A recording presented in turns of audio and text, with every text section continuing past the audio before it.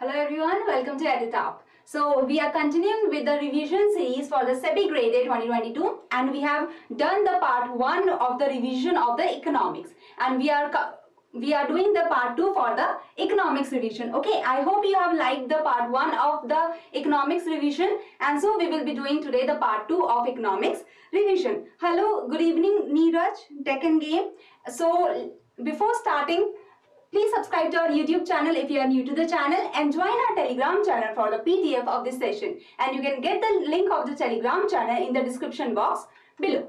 So there is a flat 50% off you can get in combo courses and you can use the code combo and you can get 40% plus 10% off on all the single courses on these single courses by using the code single, and the code expires today. So I have brought for you some new questions and that will help you clear your concepts and that will help you boost your revision and preparation. I hope you all are ready with me to give the answers of the questions. Okay, so let's start with the questions now. The first question is in front of you, that is saying that which of the following is not the basic pillar on which the theories of classical economists are based. Okay, so try to give the right answer of this question. Very easy question. Okay, this is the first question, very easy one. So try to give the answer.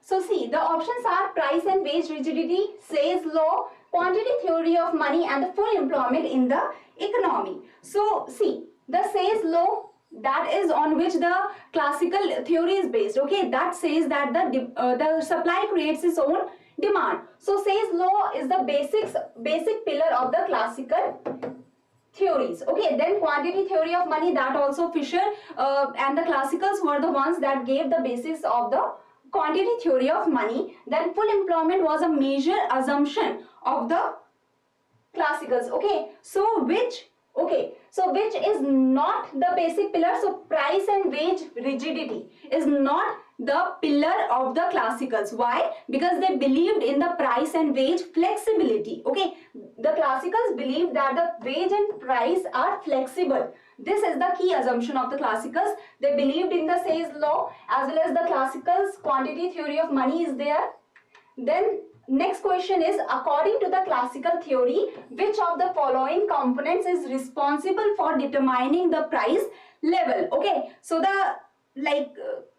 this is the question and in the question's hint is given in the previous question only. So I hope you are able to give the right answer of this question and write 2 and then give the answer. Okay, so that I can know that how many of you are able to give the right answer. So try to give the right answer of this one. See, the classicals, we are talking about the classical theory. We are not talking about the Keynesian theory. Do not get confused. Try to see the key terms. Many of you are saying A. How can it be A when we are talking about classicals? We are not talking about Keynes. Try to think about it again. Only one, Nilesh, has given the right answer, that is supply of money. Well done, Nilesh. See, in the Keynes was the one and the Keynesians economists were the one that believed in the demand side. Okay, they were the demand side economists, we can say, and they believed in the effective aggregate demand. That effective aggregate demand is the one that determines the output, that determines the employment in the economy. While the classical theory says that supply of money is the one that determines the price level. Okay, so see, this was the quantity theory of money that was given by the Fisher, and Fisher was a classical. So he said that the money supply, the quantity of money supply into the velocity of money is equal to the price into income. Okay, so this V and this Y was considered constant. Constant means that the income is at full employment, the employment is at full employment. So this and this is constant, and so the M is related to the P. If we are changing the money supply, the price is also getting changed. Okay, now this next question is based on the quantity theory of money again, and I hope you are able to give the right answer of this one because this is a very easy one. I have given you the hint in the previous question. So try to answer this one. Direct non-proportionate relationship, inverse proportionate relationship, direct proportionate relationship, inverse non-proportionate relationship. So which should be the right answer of this one? How the money supply and the price level are determined or together. So try to give the right answer. Okay, so the right answer of this one should be the direct proportionate relationship. So there should be the direct and proportionate relationship. Nadeem and Rishabh, Vinayak, Ajita, they are giving the right answer. So well done. So see, the V is constant, the Y is constant. So M is related to the price directly. Okay, how, like if the money supply is increasing, in the economy, the demand will increase because we have more money now, we will demand more. So when the demand increases, the prices will also increase in the economy, and the prices will increase proportionately according to this equation. Okay. So now the next question is, according to the Keynesian theory of output and employment, what induces changes in the investment by the entrepreneurs? So try to give the right answer of this one.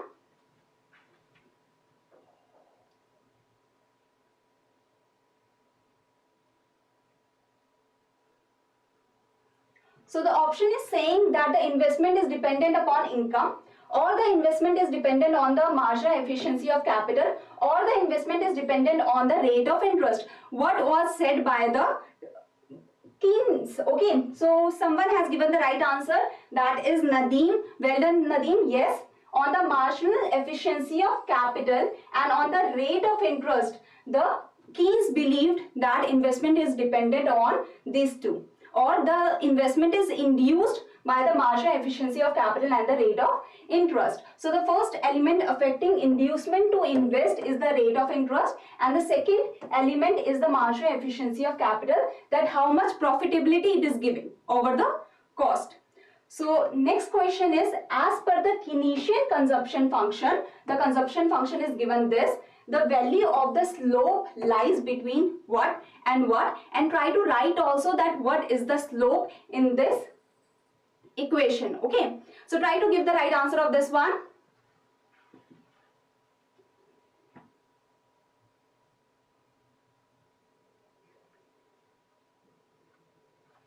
Is it between 0 and 1? Is it between the -1 and +1? Is it between any negative and the positive value? Or is it between 0 and 5? Or the slope is indeterminate in the equation? So all of you are giving the right answer, that is A. So the value of the slope lies between 0 and 1. And why is it that? See, in this equation, C is the consumption level, that how much consumption is happening. A is the autonomous consumption. Okay, that is even if you have no income, no disposable income, then also you have to consume something not to survive. Then B is the slope, and B is the marginal propensity to consume. That is, if your income is changing, how much your consumption is changing, that is what the slope is telling. And the value of the marginal propensity to consume will always lie between 0 to 1. Okay. And then the income is the disposable income here, that how much you have at your disposal, how much you can actually spend. I hope you have understood the equation. This is the diagram. I have made a special video on the consumption function. If you have any query, you can go and watch that video. Also, your concept will be very clear about the consumption function. Next is, according to the Keynesian multiplier model, what would be the value of multiplier if the value of MPC is this one? Okay. Keynesian investment multiplier we are talking about. So what should be the right value? Very easy question if you know about the Keynesian multiplier. Okay, try to give the right answer.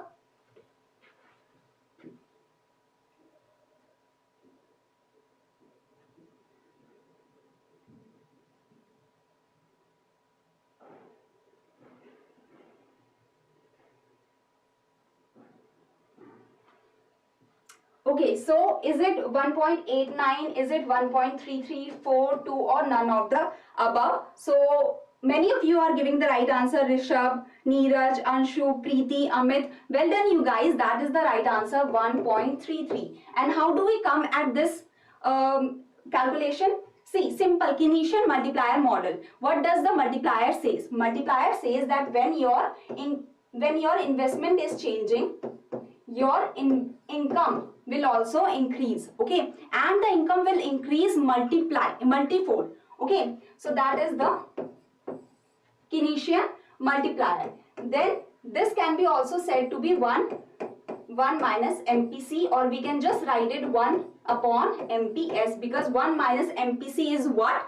1 minus MPC is the marginal propensity to save, okay, because either you are saving or you are consuming your income, your disposable income. So 1 minus MPC is MPS. So you can either write this or you can write this. So from this formula, 1 minus 0.25, 1 upon 0.75, and so the answer comes 1.33. So this was what? See, the Khan was the economist that first proposed the multiplier concept, but he said that there is employment multiplier, that the employment is increasing with the investment. But then the Keynes was the one that said that actually with investment the income multiplies, okay. So this is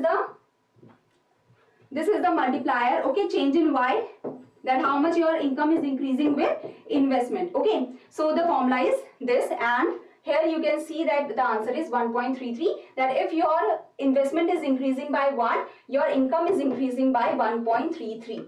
So next we move to the, if the Keynesian consumption function is this, then when disposable income is rupees 500, what is the average propensity to consume and what is the consumption level? This might seem like a hard question, but it is a very easy question. You just have to think that what you have to calculate first and then what you have to calculate. Very easy question. This will also check your understanding of the consumption function. So try to answer this question.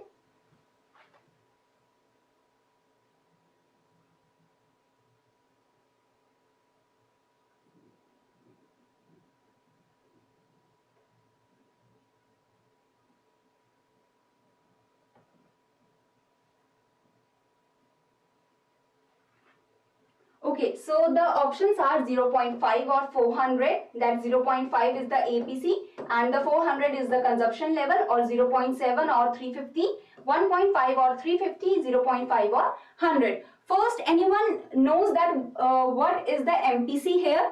MPC is this. As I told you that this equation is C equal to A plus B Y. This is the disposable income. So disposable income is 500.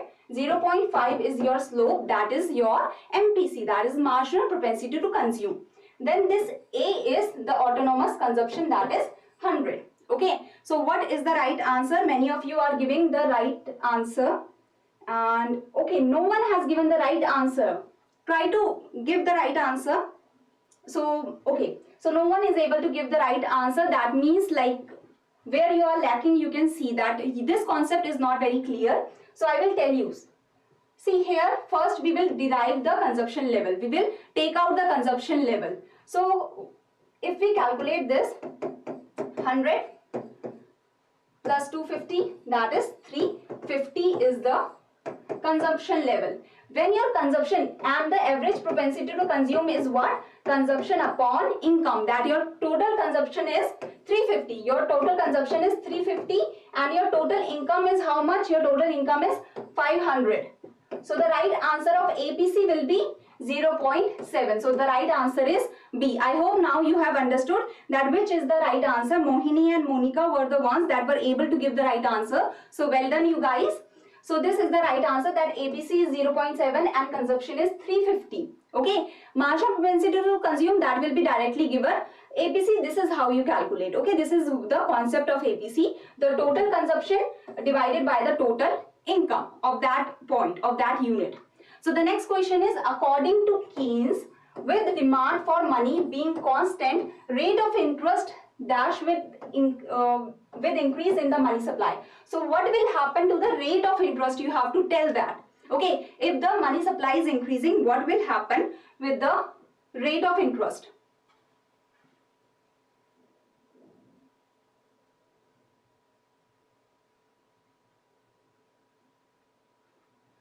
So the rate of interest will increase, it will decrease, it can increase or decrease, no effect on the interest rate, or will it become zero?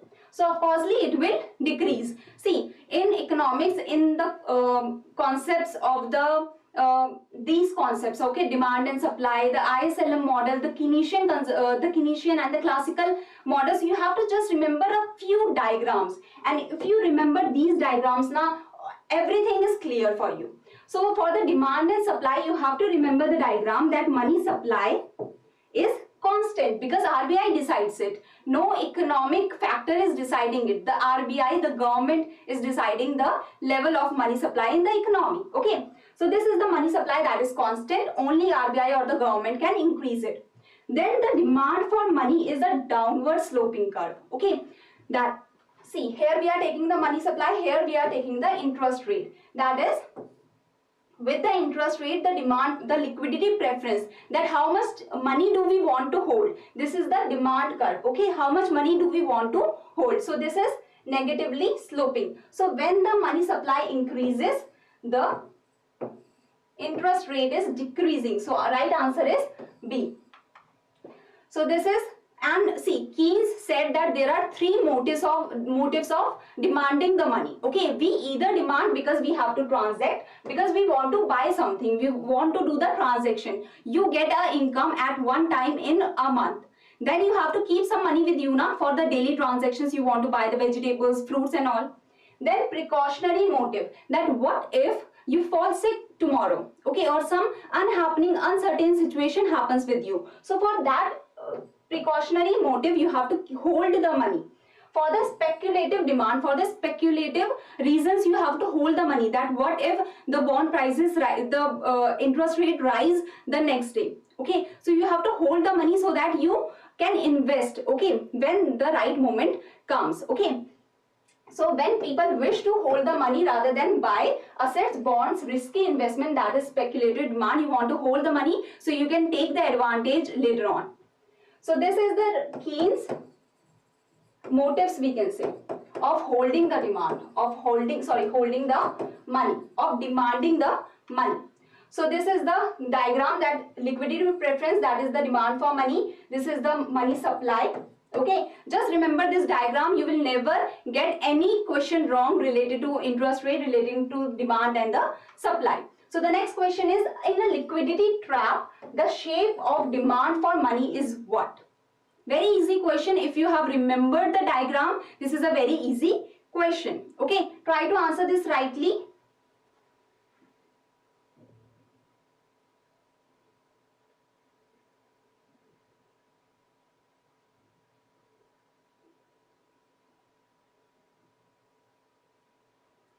Okay, so what should be the right answer of this? Perfectly elastic, elastic, perfectly inelastic, less elastic, or none of the above. First of all, what is liquidity trap? That is when you want to hold all of your money or maximum of your money in the liquid asset. In your hands, you want to hold all of your money. Okay, in your home, you are bringing all of your money. That is, money supply is this, and your money demand, then it becomes, this is the liquidity trap. Okay, here at this interest rate, you, like, if it goes down than that, then also there is no effect on the liquidity preference. See, when the interest rate is high, you want to hold less money, this much only. When the interest, because you want to earn more now by keeping the money in the banks.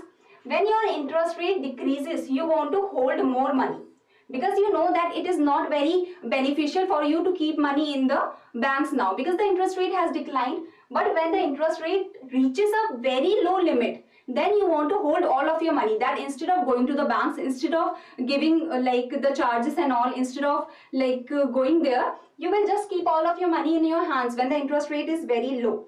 Okay, so it is perfectly elastic. It is not inelastic, it is perfectly elastic. Okay, so the right answer is, the liquidity trap occurs when the demand for money is perfectly interest elastic, that it is perfectly elastic. This is the liquidity trap that we can say.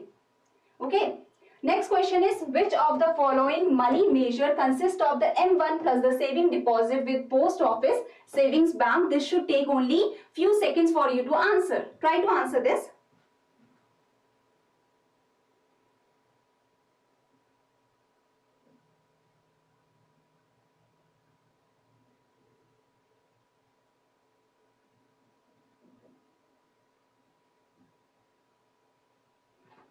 So is it okay? So Nilesh has given the right answer and it is M2. Okay.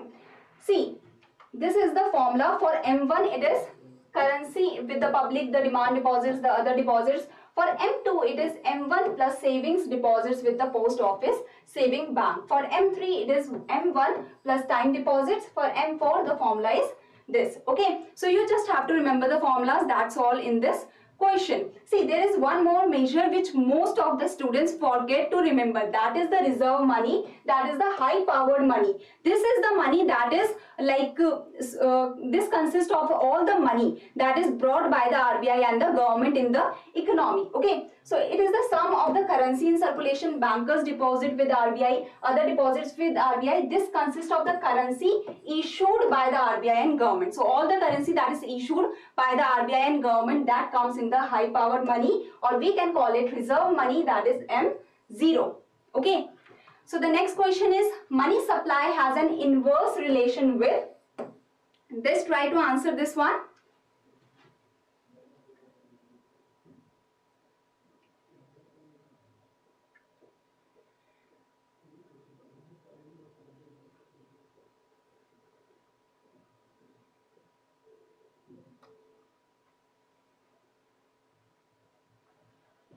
Should it be currency deposit ratio, cash reserve ratio, high powered money, A and B, or all of the above? So what should be the right answer? See, in the previous one, people were getting confused in between M3 and M2. In the M2 and M3, both measures are calculated from M1, but in M2 you are taking the savings deposit, and in M3 you are taking the time deposit. Okay, and saving deposit with the post office. So here, okay, so I'm getting some answers. B. Most of you are saying B. Why not currency deposit ratio also? What is the meaning of currency deposit ratio? Okay, most of you are saying CRR. Yes, CRR is right, but both CRR and the currency deposit ratio, both should be the answer. That is, the answer is this one, A and B both. Okay, so why is the A and B both? CRR, many of you know, so you are very clear, well done. But see, currency deposit ratio is the ratio of how much the money the people want to hold upon aggregate deposits. That is currency deposit ratio. That how much currency the people want to hold. And if people want to hold more currency and they are depositing less money, then what will happen? Okay, then the money supply will reduce because the people are holding more money and people are not depositing their money in the banks, because banks are the one now that is doing credit creation. So if the money is not going to the banks, the people are not depositing the money, then the money supply will also reduce. So the currency deposit ratio shows the amount of currency that people hold as a proportion, as a ratio of aggregate deposits. So how much you are holding your money and proportion to the aggregate demand. You are not aggregate deposits. You are not depositing, you are holding the money. So that is the problem, and that is currency deposit ratio. When CDR rises, banks will have less deposits to convert as loan, and money multiplier decreases, and money multiplier decreases means credit creation will not happen much, and so the money supply will also reduce. Similarly, currency reserve ratio, banks have to keep more money with themselves, they can't create more loans, and that's why the money multiplier decreases, the money supply will reduce. Okay, has an inverse relation. Okay, if CRR and the currency deposit ratio is increasing, the money supply is reducing, the money multiplier is reducing. So the next one is, which principle describes the effect that when income increases, investment will increase by a multiple amount? Try to read this question very carefully, because many of you might get confused in the statement only. Okay, try to read this question carefully.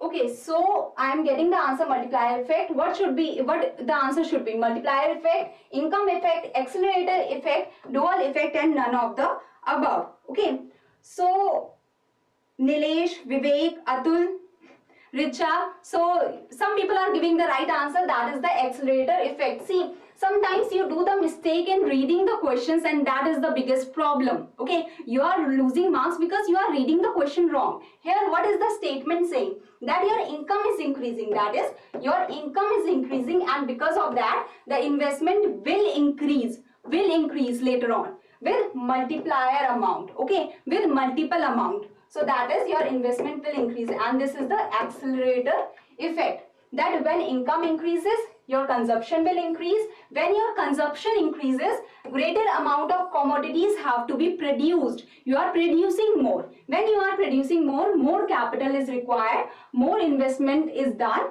and that is known as induced investment. That is known as the accelerator coefficient or accelerator effect. Okay, change in investment to change in income. Next question is, opportunity cost refers to the value of the next best alternative foregone. So you are foregoing the next best alternative. What does the opportunity cost of holding money mean? So what does this mean? Try to answer this question.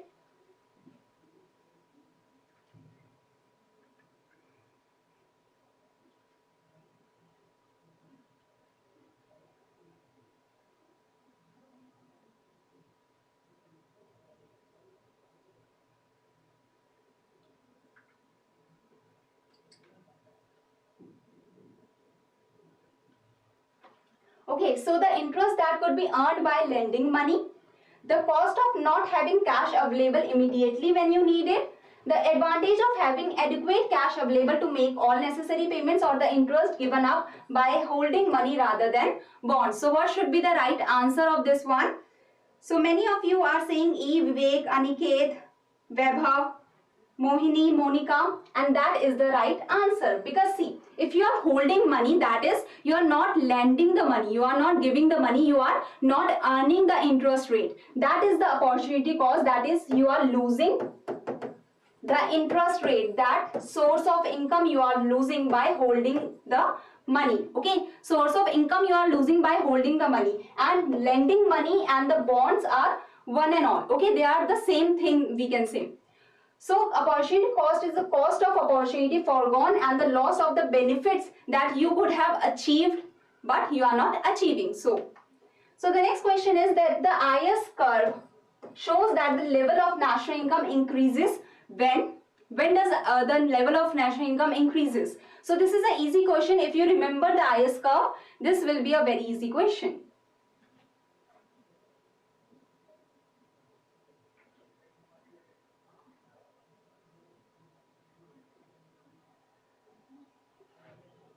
So when the interest rate declines to restore the equilibrium in the money market. Okay, first of all, what is IS curve? Okay, which market the IS curve talks about? Does it talk about money market? Does it talk about the goods market? First, you have to have the clear mindset about that. So people are saying, Neeraj, Nilesh are saying the right answer, Vaibhav also. When the rate of interest declines to restore the equilibrium in the goods market. Okay, IS curve is the goods market curve.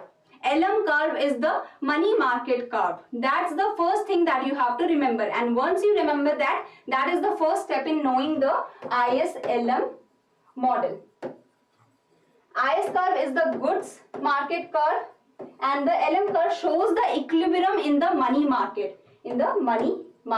So IS curve is a downward sloping curve. This is the IS curve. So this is the interest rate and this is the income. So when the income is rising, the interest rate is decreasing. Okay. Now you understand that when the income is rising, income is increasing, that means your interest rate is decreasing.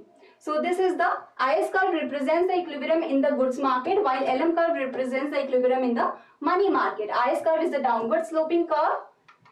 So this whole, I hope you have known this, or if you are not aware about these diagrams, I will tell you so that your IS curve is very clear from now on. Okay. See, the Keynes was the one that gave this diagram. Okay, this diagram was given by Keynes, but Keynes did not give this one. So what is this? This diagram tells us that when the rate of interest is rising, your investment is decreasing. Because why will you take loan, or why will you do the investment when the interest rate is very high? Okay, because you have to take the loans now to invest. You don't have crores and crores of money. Even the big companies do not have that much money in their hands. So they have to take loans, and they do not want to take loans at very high interest rate. So when the interest rate decreases, your investment increases. Okay, the firms will want to take more money to invest, because they think that okay, the interest rate is low, at lower cost I am getting more money to invest, I will make huge profits. So here, I hope you have understood this. Then here your aggregate expenditure is equal to consumption plus investment, okay, plus government consumption, that comes in this only, plus exports minus imports. Let's say we are taking the closed economy, so aggregate expenditure is consumption plus investment. That how much you are spending on consumption, how much you are spending on investment, and this is your income curve. So when your investment increases, this curve shifts from here to here, and the aggregate demand and the aggregate supply is equal to here. So due to increase in investment, your national income has increased, and there is a multiplier effect, so it has increased multiplied. Okay, so with the interest rate decreasing, your income is increasing. Have you understood the logic? Your IS curve is complete now. You have understood the Keynesian cross also, that where the aggregate supply is meeting the aggregate demand, that is the effective demand you have, okay, and the aggregate supply is the income, the total income, and the aggregate demand is consumption plus investment in a closed economy.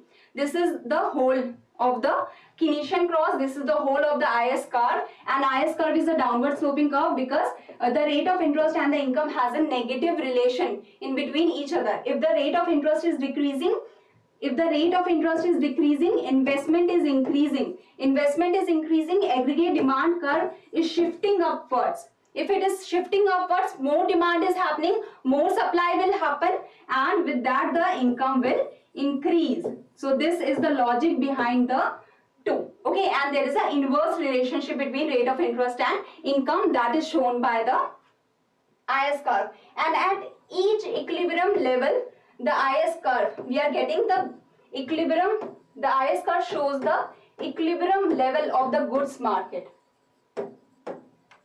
Okay, so next question is, in terms of the ISLM model, an increase in taxes would cause which of the following? What will happen when the taxes increase? So try to answer this one.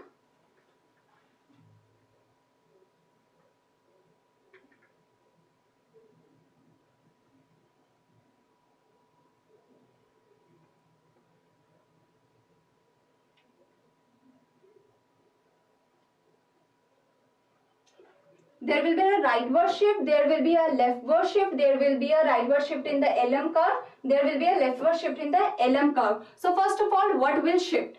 Will the LM curve shift or will the IS curve shift? Try to answer this, and many of you are saying, Nilesh, Anshu, Vivek, Neeraj, Satyam, Aniket, you are saying B, and that is the right answer. Well done, you guys. See, when the taxes are changing, when the taxes are increasing, what is happening? That your IS curve is being affected because it is the goods that are being affected by the increase in taxes, because your consumption will decrease. And what do you consume? You consume goods. Okay, so the IS curve will shift leftwards.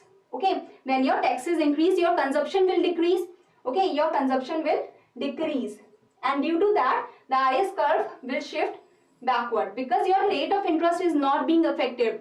If the rate of interest is being effective, then the movement would have happened, but here the rate of interest and the investment are not changing, the consumption is changing, and that is why the curve is moving backwards or leftwards. So the leftward shift can happen because of the decrease in consumption, that means the increase in taxes.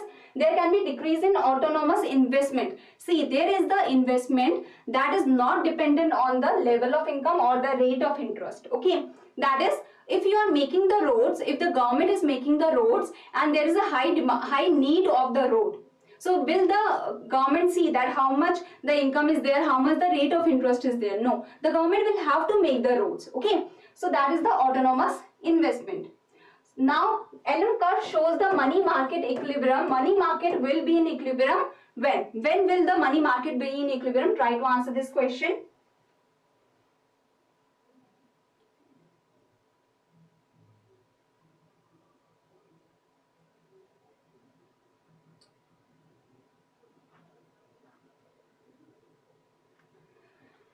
So should it be the aggregate demand for goods and services is equal to the aggregate supply of goods and services?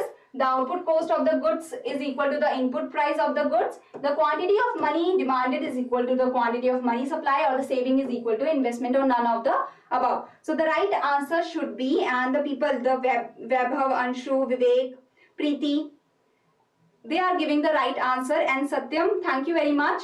And like your appreciation is what keeps us here. Okay, that if you show the appreciation, that makes us understand that okay, we are doing good and we should do good for you all. Okay, so yes, the right answer of this is the C1, and the A1 is talking about the IS curve, that when the aggregate demand is equal to aggregate supply, due to this the goods market is in equilibrium. Okay, and that is what makes the IS curve. Here the money market is in equilibrium when the quantity demanded of the money is equal to the quantity supplied of the money.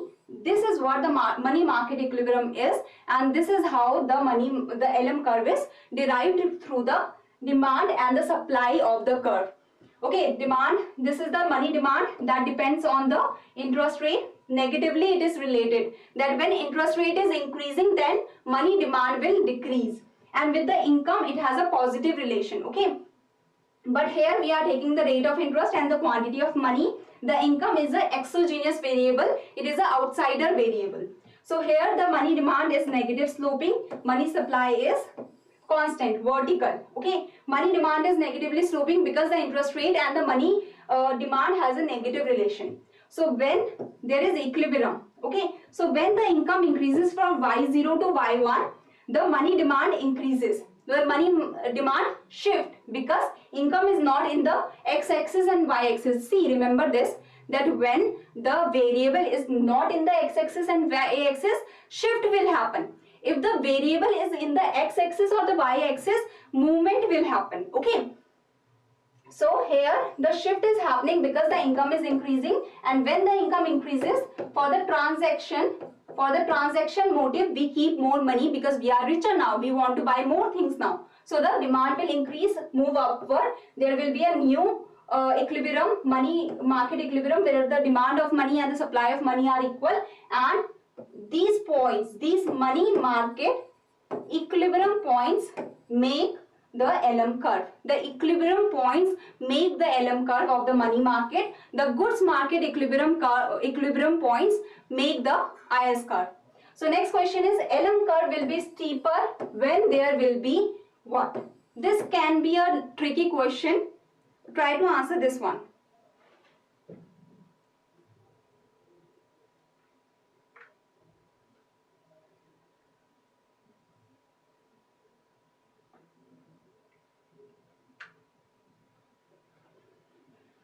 As I said, this can be a tricky question and I wasn't expecting many answers. Okay, so the larger income elasticity for demand for money, lower interest elasticity for demand for money, larger interest elasticity for demand for money, A or B, or B or C. So the right answer for this is A and B.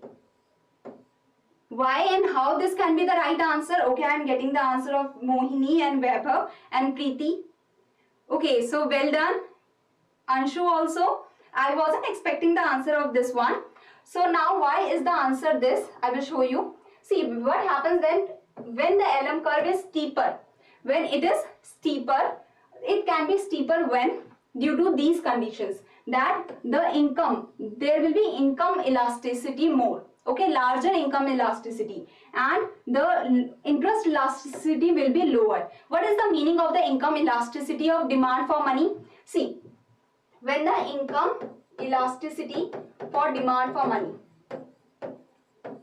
That is when your income is changing, like your demand is you want more money for transaction motive. Okay, income elasticity means that for transaction motive you want more money.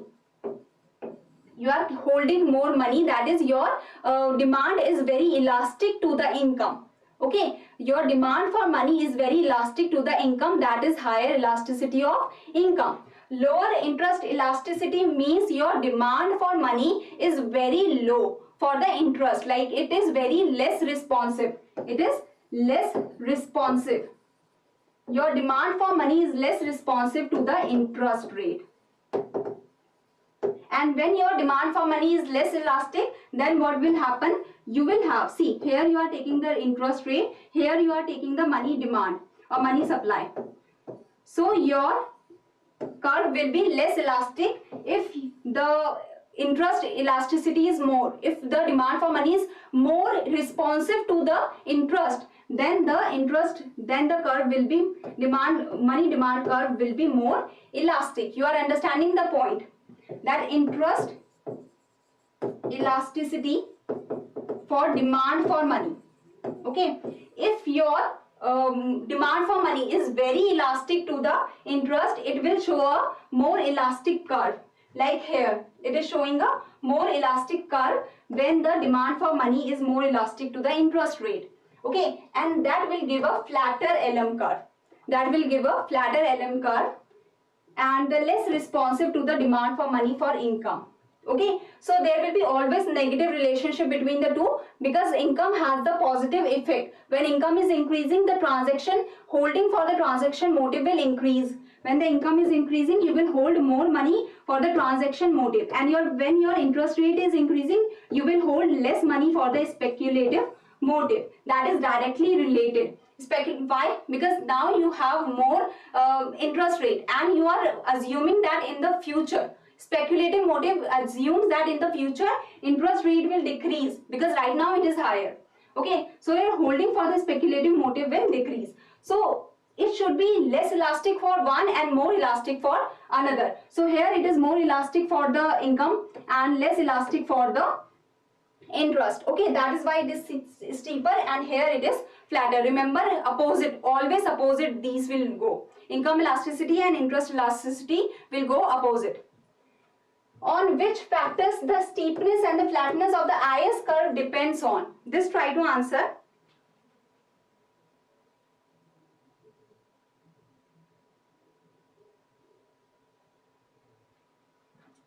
So it will depend on the elasticity of investment demand curve, size of the investment demand curve, indirectly on MPC, 1 upon 1 minus MPC, or all of the above. So what should be the right answer of this? So the right answer of this will be all of the above. So why is the right answer? See, the steepness or the flatness, that is the slope.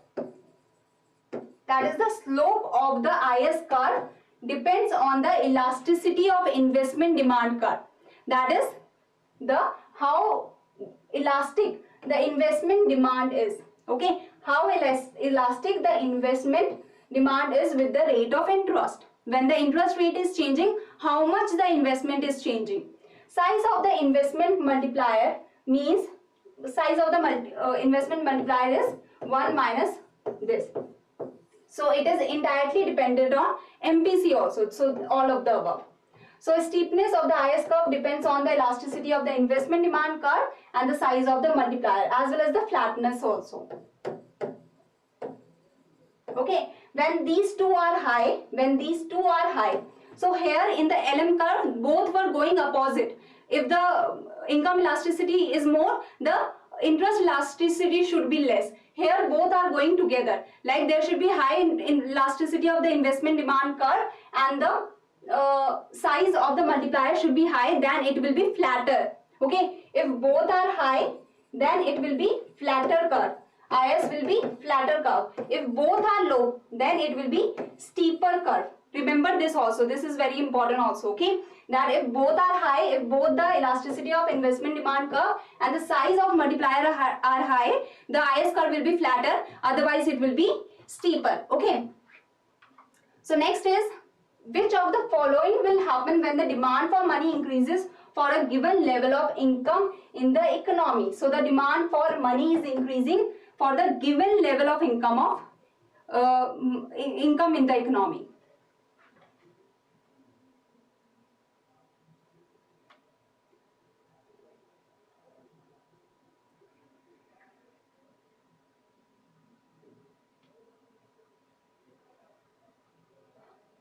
So demand for money is given. Okay, try to remember. See, these kind of questions you should do with the diagram. Okay, I'm getting the answer A, but try to do it with the diagram. Okay, this is the money demand curve.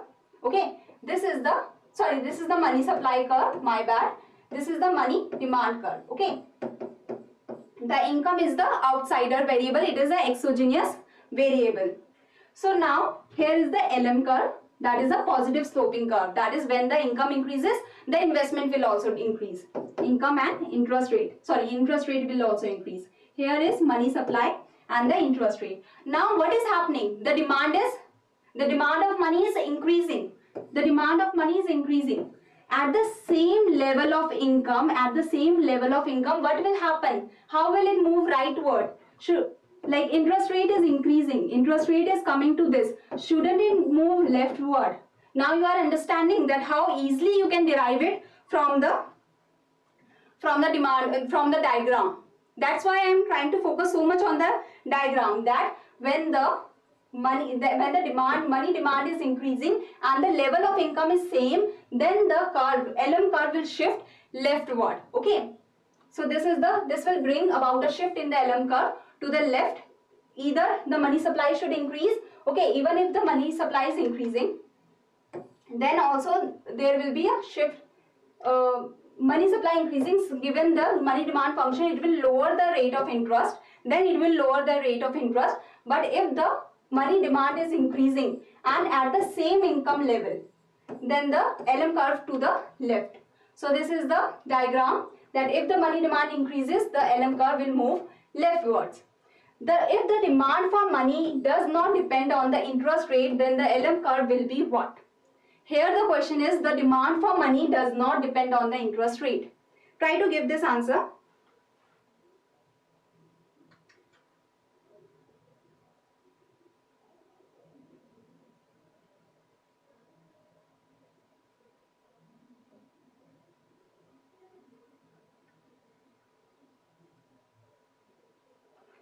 Should it be upward sloping? Should it be downward sloping, horizontal, vertical, or U-shaped? Okay, so I am getting the answer from Nilesh, that is D. And yes, that is the answer. Well done, Nilesh. It should be C. The money demand is vertical. The MS curve is also vertical. So LM curve will also be vertical now. So easy. When you understand the diagram, it becomes so easy to get to the point that money demand is vertical. The money supply is vertical. The LM curve will also be vertical. As simple as that. So see, in the case of the demand for money is relatively insensitive to the interest rate. Here the money demand is insensitive to the interest rate. Money demand is not changing with the interest rate. Then the curve will be vertical. If the demand for money is very sensitive to the interest rate, then the LM curve is close to horizontal. Remember this also. In the ISLM model, a decrease in the interest rate would be the result of what? How the interest rate will decrease? Try to answer this one.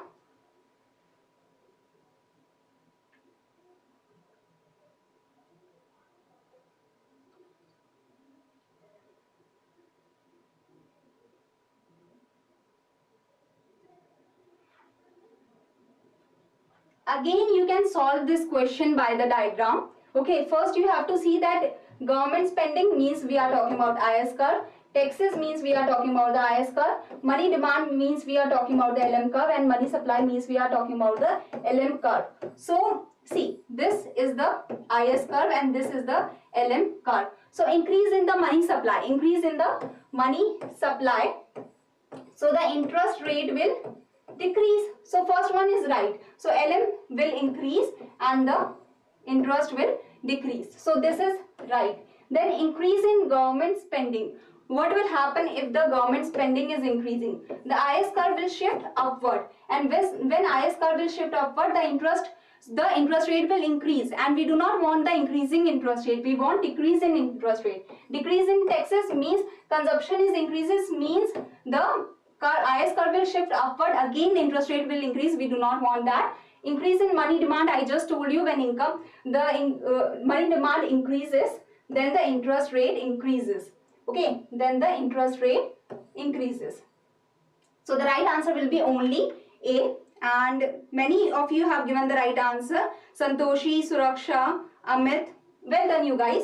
So when the money supply increases, the rate of interest falls. So next question is, according to the monetarist theory of inflation, inflation will occur in the economy when there is a more rapid increase in the dash than dash. So what should be rising more rapidly than what?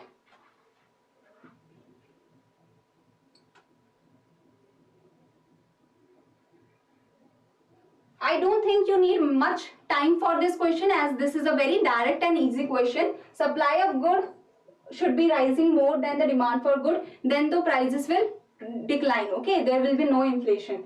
Quantity of money, then the output of goods. Production of goods, then the money supply. A though cannot happen. So what should be the right answer? Many of you are saying D.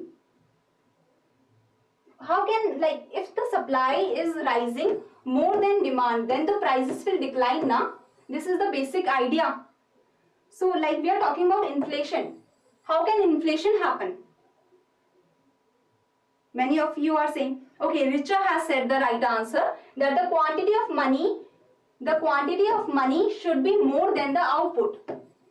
See, when you have more money, you will demand more. And when demand is more, then inflation is there. Then prices will rise. Okay. See, the question can be tricky, but it was a very easy question, I thought. Okay. Large amount of money is chasing fewer goods. When the quantity of money is higher with you, you will demand more and the output is very less. Okay. So then there will be inflation, and this was the idea that was given by the monetarist theory, that the money supply is the most important criteria. Okay, the classical said supply is most important. Keynesian said demand is most important. Then came the monetarist who said the nominal variables like the money supply is very important. Next is, according to the Phillips curve, in the short run, if policymakers choose an expansionary policy to lower the inflation rate, what will happen? Okay.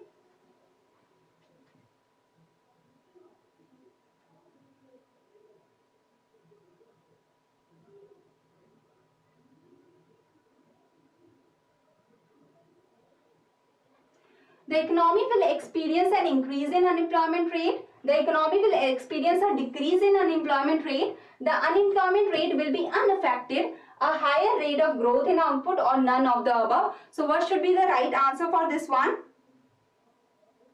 I am getting A. Okay. So if the inflation is getting lower, this is a very easy question, I must say. You just have to know that what Phillips curve is. Okay. So if the inflation is going down, then the unemployment will go up. So this is the inflation curve, that is the short run inflation curve now. Okay, so it says that there is an inverse relationship between the inflation rate and the unemployment rate. Okay, and this was believed until there was the stagflation condition in the USA, when inflation was increasing and the unemployment was also increasing. Then the economists said that this kind of situation, this negative curve is not happening. So why is there the Phillips curve? Then came the adaptive expectations theory. So according to the adaptive expectations theory, any rate of inflation can occur in the long run with what? Try to answer this one. Very easy, I must say this one.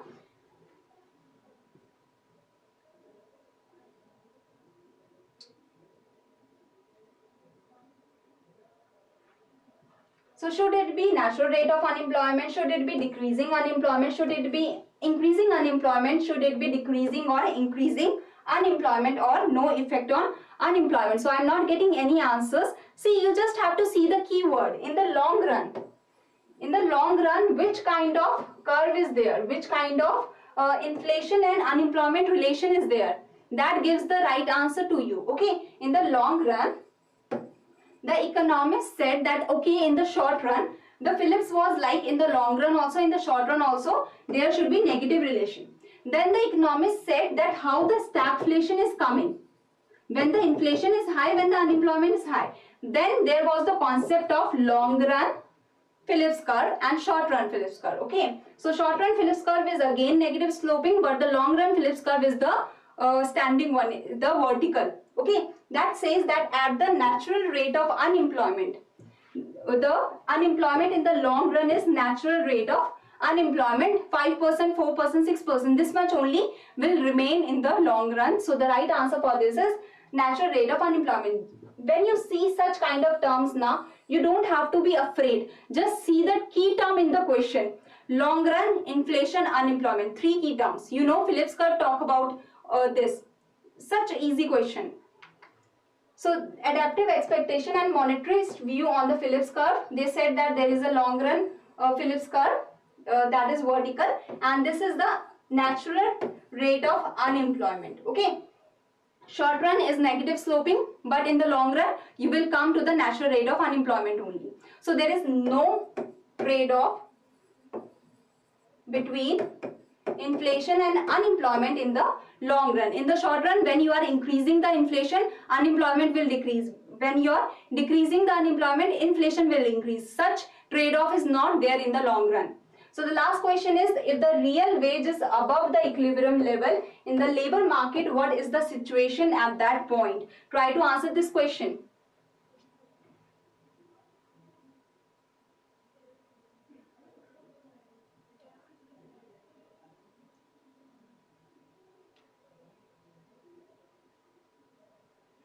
So the quantity demanded of the labor is higher than the quantity supplied. The money demanded of the labor equals the quantity supplied. The quantity demanded of the labor is lower than the quantity supplied, or the quantity demanded of labor can be higher or lower than the quantity supplied, or none of the above.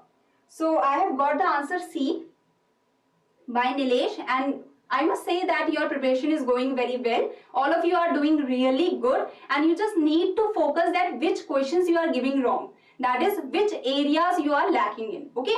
If you are giving good answers in the demand and supply, but you are giving bad answers in the, like you are not getting right answers in the classical model, then you know that where you have to focus on, that I have completed demand and supply, but I need to focus on the classical. And today I have given you all the graphs of the classical, Keynesian, of the IS model, of the LM model, all the models, all the diagrams I have given you in today's session, as well as I have given you all the important points that you need to remember. Okay, by giving you easy questions, I told you hard concepts also.